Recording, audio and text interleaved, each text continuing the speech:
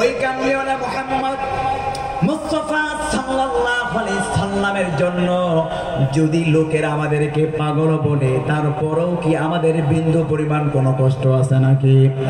ওই নবীকে ভালোবেসে ওই নবীর আশিক হয়ে যদি আমি মুখের মধ্যে দাড়ি রাখি, মাথার মধ্যে সুন্নত টুপি পরিধান করি, পোশাকের মধ্যে পাঞ্জাবি লেবাস পরি, আর লোকেরা যদি বলে আমাকে ওই লোকটা মধ্যযুগের মধ্যে পৌঁছে গিয়েছে, সে আধুনিক বলতে কিছু বোঝে না, সে আধুনিক মডার্ন বলতে কিছু বোঝে না, তারপরও কি আমাদের কোনো দুঃখ আছে নাকি? কি বলেন?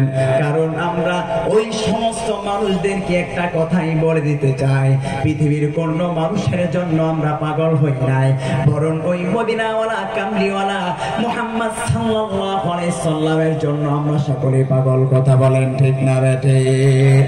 এজন্য আল্লাহ পাক রব্বুল আলামিন 31 নম্বর 3 নম্বর সূরা আলে ইমরানের 31 নং আয়াতে কারিমার মধ্যে বললেন, কুল ইন কুনতুম তুহিব্বুনাল্লাহা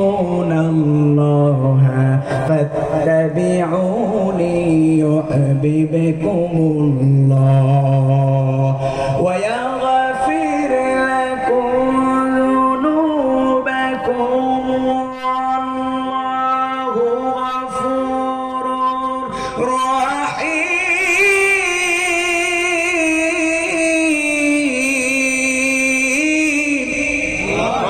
আল্লাহ পাক রব্বুল আলামিন বললেন, কুল নবী হে আপনি বলে দিন, ইন কুনতুম তুহিব্বুনাল্লাহ, যদি তোমরা রব্বুল আলামিনকে ভালোবাসো, তাহলে সেই ভালোবাসা তোমরা কিভাবে পাইবা?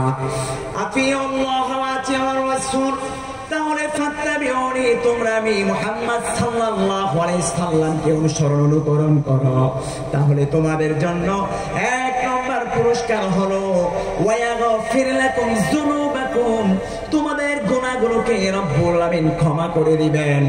যদি আমাদের গুনাহগুলো রব্বুল আলামিন ক্ষমা করে দেন, তার চাইতে আর বড় পুরস্কার কি আর কিছু হতে পারে? কি বলেন? কারণ পৃথিবীর মধ্যে কত মানুষ যে আছে, আমরা কত গুনাহের কাজ যে করেছি, পৃথিবীর কোন মানুষ না জানলেও জানেন একজন। বলুন তো তিনি কে? বিশ্বনবী সাল্লাল্লাহু আলাইহি সাল্লাম বলছেন, এই জমিনের মধ্যে এমন একজন বনি আদমও নাই যার বিন্দু পরিমাণ কোন গুনাহের তার জীবনের মধ্যে নাই। প্রত্যেকটা বনি আদমে অপরাধী। এজন্য আল্লাহ হাবিব সাল্লাল্লাহু আলাইহি সাল্লাম বলছেন, সেই বনি আদম অপরাধীদের মধ্য থেকে ওই বান্দারাই সবচেয়ে বেশি উত্তম, যে বান্দাটা গুনাহের কাজ করার পর তার এই মাথাটাকে সিলিন্ডার করে দেয় একজনের কাছে। বলুন তো তিনি কে? বিশ্বনবী সাল্লাল্লাহু আলাইহি সাল্লাম বললেন, যদি তোমরা আল্লাহ পাক রব্বুল আলামিনের ভালোবাসা পেতে চাও, তাহলে আমি আমার হাবিব মুহাম্মদ সাল্লাল্লাহু আলাইহি সাল্লামকে তোমরা অনুসরণ অনুকরণ করো, তাহলে তোমাদের জন্য যেই পুরস্কার, যেই সারপ্রাইজ, ওয়া ইয়াগফির লাকুম যুনুবাকুম, তোমাদের গুনাহগুলোকে আল্লাহ পাক রব্বুল আলামিন ক্ষমা করে দিবেন। আর যেই বান্দার গুনাহগুলো ক্ষমা করে দেওয়া হবে, ওই বান্দার জন্য জান্নাতের ব্যবস্থা করে রেখেছেন একজন। বলুন তো তিনি কে? এজন্য রব্বুল আলামিন অন্যত্র বলছেন, ওয়া মা আতাকুমুর রাসূলু ফাখুযুহু ওয়া মা নাহাকুম আনহু ফান্তাহু।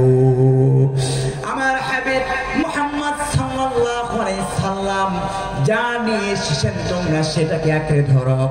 মাইসমে মৌসুলের ব্যাখ্যায় মুফাসসির কেরাম ব্যক্ত করেন, তাফসীরে মারিফুল কোরআন, তাফসীর ইবনে কাসির সহ বিভিন্ন তাফসীরের মধ্যে মাইসমে মৌসুলের তাফসীর ব্যক্ত করতে গিয়ে যে হাদিসটি ইবনে কাসির রাহিমাহুল্লাহ তিনি এনেছেন, বিশ্বনবী সাল্লাল্লাহু আলাইহি সাল্লাম বললেন, তারাকতু ফীকুম আমরাইন, ও আমার সাহাবীরা, আমি তোমাদের মাঝে 2টা বিষয় রেখে গেলাম। 1 নম্বর বিষয় হলো আল কোরআন, 2 নম্বর হলো আমার সুন্নাত। এই 2টা বিষয়কে যদি তোমরা আঁকড়ে ধরতে পারো, তাহলে তোমাদের চূড়ান্ত সফলতার ঘোষণা দিল একজন। বলুন তো তিনি কে? এজন্য মাথা থেকে নিয়ে পা পর্যন্ত, জন্ম থেকে নিয়ে মৃত্যু পর্যন্ত আমরা যদি সফলতার পথ খুঁজতে চাই, তাহলে অনুসরণ করব একজনকে। বলুন তো তিনি কে? 3 নম্বরে জান্নাতে মানুষের কোয়ালিটি বর্ণনা করলেন।